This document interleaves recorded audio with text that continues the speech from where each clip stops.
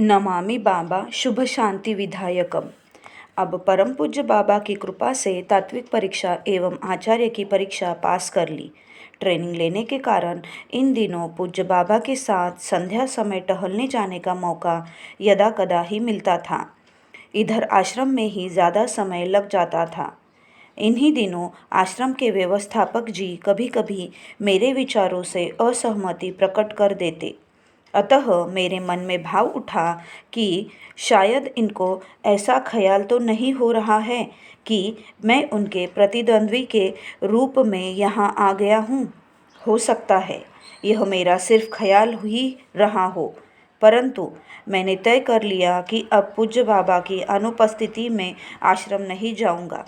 ऐसा तो कर दूसरे दिन आश्रम नहीं गया। उसी शाम जब मैं पूज्य बाबा के साथ टहलने जा रहा था तो रास्ते में कृपा सिंधु बाबा ने पूछ दिया, क्या तुम आज आश्रम गए थे? मैंने कहा, आज नहीं गया बाबा। पूज्य बाबा ने फिर जानना चाहा कि मेरी मुलाकात व्यवस्थापक जी से हुई थी, तो मैंने बता दिया नहीं।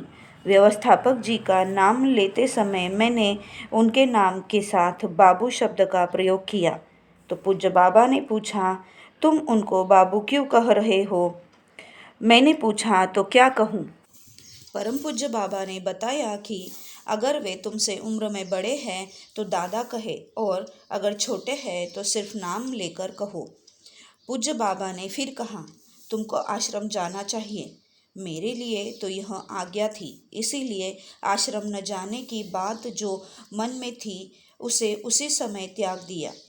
उन दिनों हर ऑफिस सुबह में ही बैठता था।